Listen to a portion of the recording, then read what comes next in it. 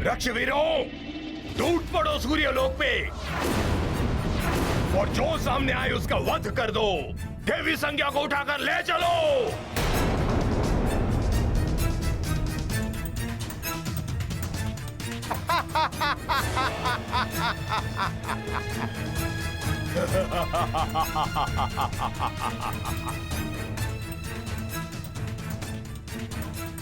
लंकेश के आदेश का पालन हो।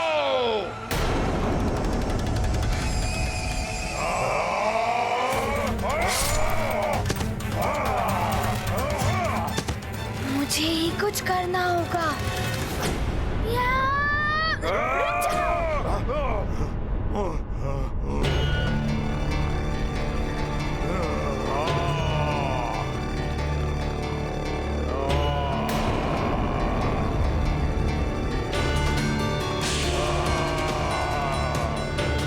छोड़ना नहीं उसको, वानर बालक को।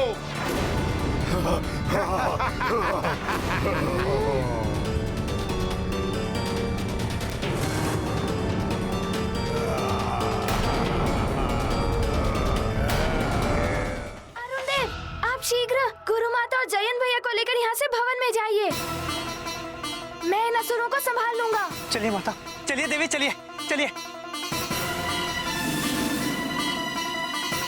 देवी संज्ञा को पकड़ो उग्रदंत, भवन में न जा पाए।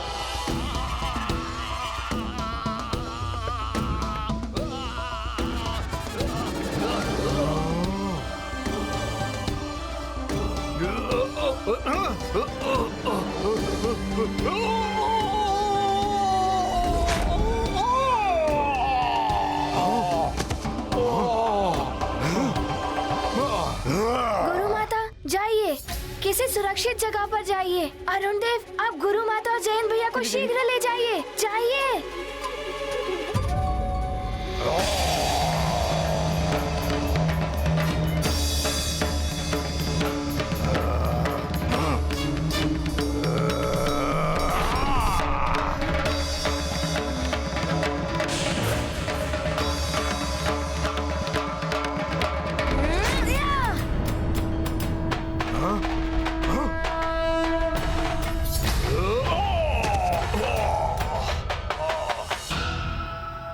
हमें इस बालक के लिए छल और माया का प्रयोग करना होगा भैया। हाँ उग्रदंत, उचित कह रहे हो तुम। वानर, इस प्रहार का उत्तर अवश्य दूंगा। अच्छा, तो दो ना उत्तर। तुमसे भयभीत कौन होता है? आओ।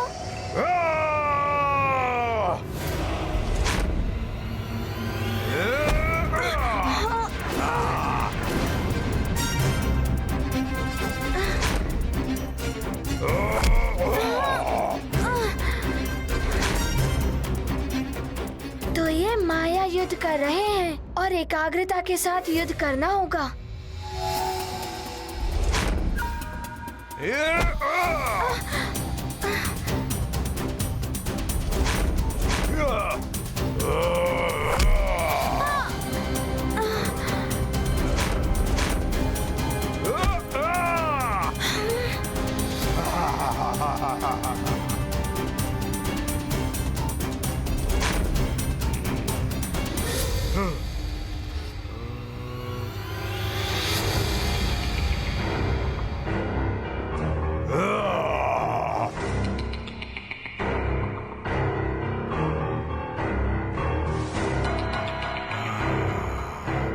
ये वज्रघाती अम्ल लौह तो क्या वज्र को भी पिघला दे।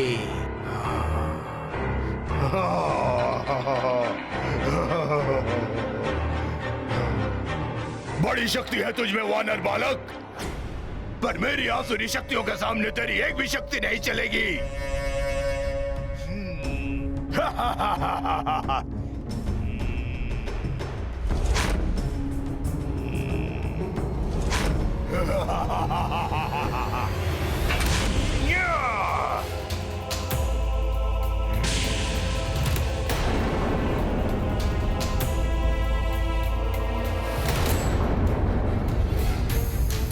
हनुमान पीछे देखो।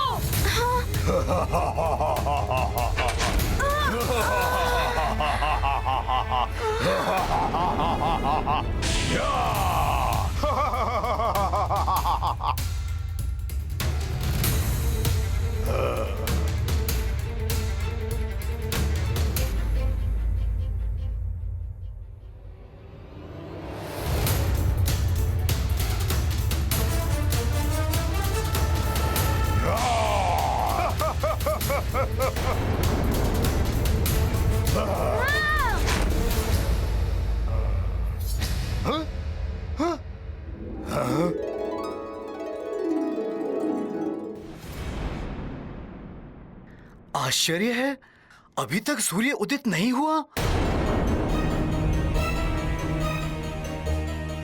ऐसे में तो हम यज्ञ पूर्ण नहीं कर सकते।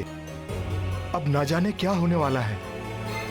हे प्रभु, हे प्रभु बचाओ, हे प्रभु, हे प्रभु रक्षा करो प्रभु।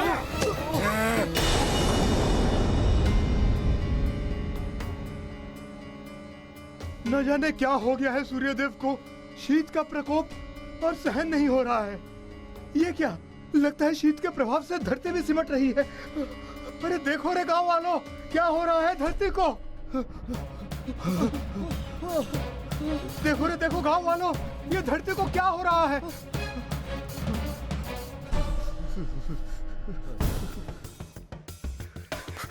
ये क्या हो रहा है अचानक, इतनी शीत।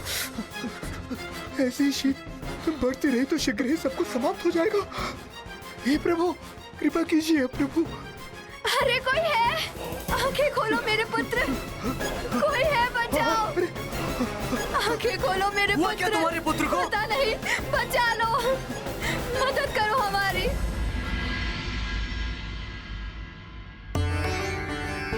सूर्य के उदित न होने के कारण प्रजा में हाहाकार मच गया है। शीत का प्रकोप बढ़ रहा है। मंत्री जी, सबको लेकर जाइए, अलग अलग स्थान पर अलाव जलवाइए, उष्ण के वस्त्र बंटवाइए, शीत से अस्वस्थ लोगों के उपचार की व्यवस्था कीजिए। अवश्य महाराज, ऐसा ही होगा। प्रणाम महाराज।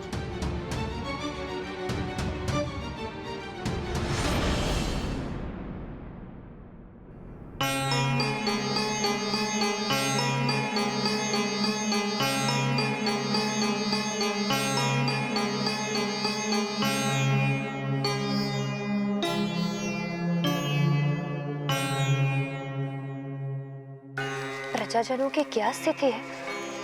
उनके लिए कोई उचित व्यवस्था हुई या नहीं? चिंता मत करो अंजना, मैं पूर्ण प्रयास कर रहा हूँ। न जाने सूर्यदेव को क्या हो गया है। मेरा हनुमान भी वहां सूर्यलोक में है। न जाने वहां क्या हो रहा है। स्वामी, कहीं सूर्यलोक में कुछ अनर्थ तो नहीं हुआ है?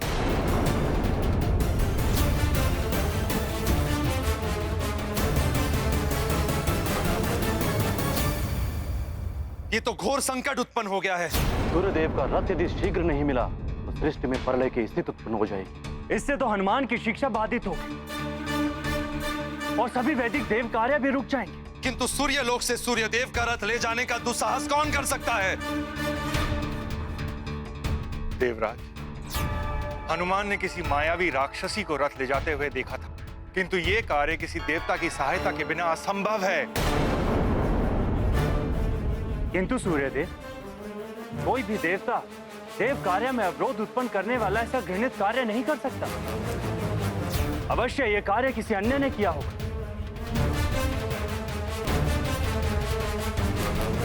देवराज, आप तो सहस्त्र नेत्रों के स्वामी हैं। आप अपने सिंहासन पर बैठकर वहां तक देख सकते हैं जहां तक मेरा प्रकाश भी नहीं जा सकता। आप ही अवलोकन करके बताइए कि मेरा रथ कहां, और मेरा रथ जहां होगा उसे चुराने वाला भी वहीं होगा।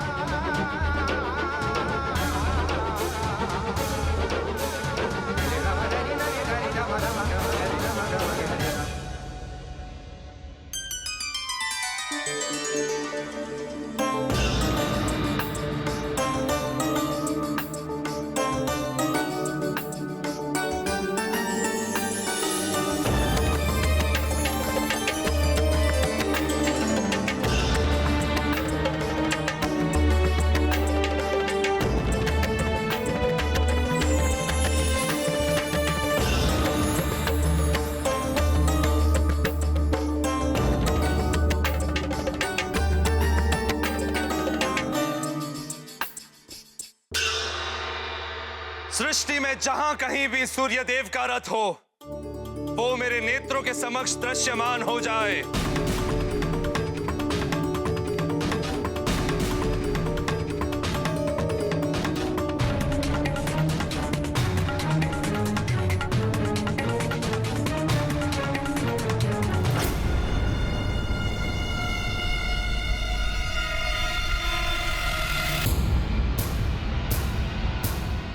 रथ कहां है ये ज्ञात हो गया है सूर्यदेव।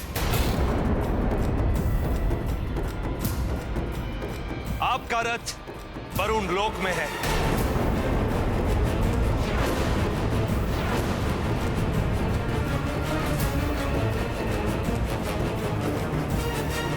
मुझे आशंका थी इस बात की। हाँ सूर्यदेव, इस सभा में वरुण देव का उपस्थित ना होना आपकी आशंका को प्रमाणित करता है। पुत्र मोह और प्रतिशोध की भावना मति को भ्रष्ट कर देती है। वरुण देव जैसा देवता भी पुत्र मोह में पड़कर ऐसा आसुरी दुष्कृत्य कर सकता है।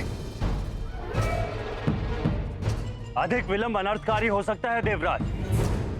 हमें शीघ्र ही वरुण देव के पास जाकर रथ ले लेना चाहिए, और यदि वरुण देव ने रथ देने से मना किया तो हम युद्ध करके रथ ले लेंगे। हाँ वायुदेव, जितना विलंब होगा सृष्टि उतनी ही अधिक संतप्त होती जाएगी। चलिए। क्षमा करें देवराज, मैं नहीं चाहता कि देवतागण आपस में युद्ध करें। वरुण देव ने मेरा रथ चुराया, ये मेरी समस्या है, मुझे ही इसे सुलझाने दीजिए।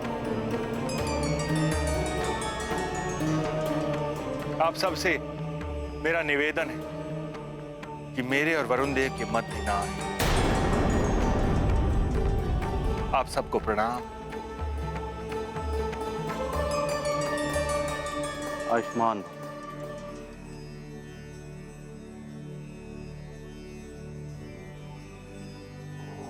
नारायण नारायण। असाधारण गुरु, असाधारण शिष्य। पूरे देश से शिक्षा पाना कोई सरल कार्य नहीं है। कदाचित ही अपने गुरु से शिक्षा पाने के लिए हनुमान को सूर्यलोक से वरुण लोक ही नहीं, पाताल लोक की भी यात्रा करनी पड़ सकती है।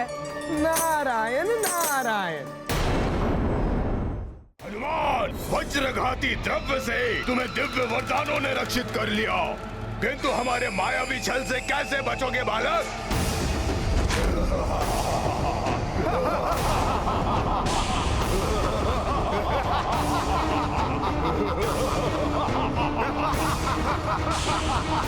एक ही रूप में इतने सारे राक्षस।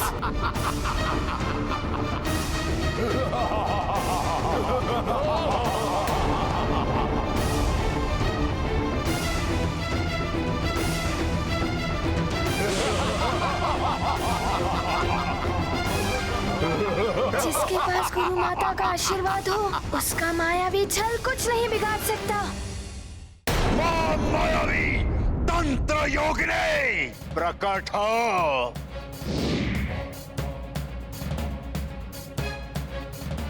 जय लंकेश, जय जय लंकेश।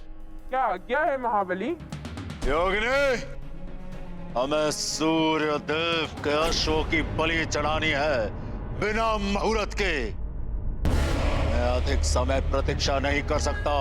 रावण को त्रिलोक में रक्ष ध्वज फहराना है। किंतु लंकेश, मोर होने में कुछ ही क्षण शेष है। उसे पूर्व बलि देने से पूर्ण फल की प्राप्ति नहीं होगी। उचित होगा कि हम मुहूर्त की प्रतीक्षा कर ले। रावण को अपना कार्य पूर्ण करने के लिए ग्रहों के बनाए मुहूर्त की आवश्यकता नहीं। जाओ, अपनी तंत्र विद्या से जो भी निकटतम समय हो उसका शोधन करो, तुरंत बलि चढ़ाओ, यज्ञ संपन्न करो और मुझे परम पद प्राप्त कराओ। जो आज्ञा लंकेश।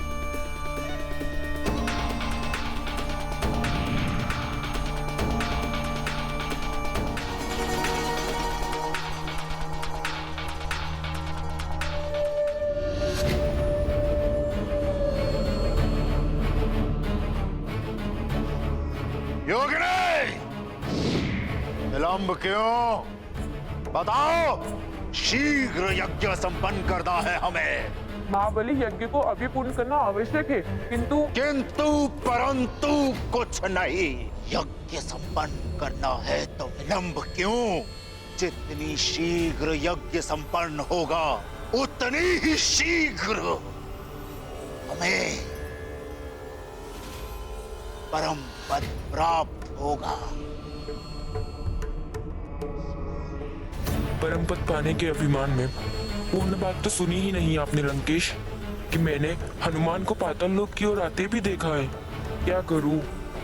हनुमान पहुंचे उसके पूर्व ही मुझे यज्ञ संपन्न कराना होगा।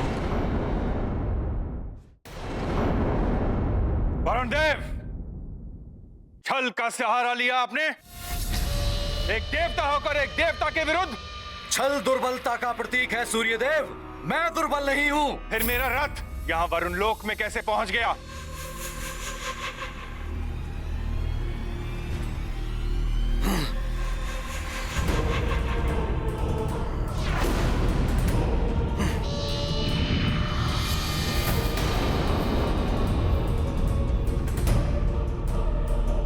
नारायण नारायण, विचित्र है ये विधाता का विधान। एक और गुरु पर वार और दूसरी ओर शिष्य पर प्रहार। नारायण नारायण। मेरे रहते मेरी गुरु माता के निकट भी नहीं जा पाओगे। हाँ। अब देखता हूँ तुम सबकी माया को। कपट उनके हथियार, दूषित है असुर विचार। गुरु माँ पर करते वार, करेंगे हनुमत उनका संहार। नष्ट करेंगे मायावी जाल, बनेंगे असुरों के वो काल। नारी मर्यादा करने रक्षित, हनुमत है पूर्ण समर्पित। ये गाथा महाबली हनुमत की, रुचिकर लीला राम भगत की। जय जय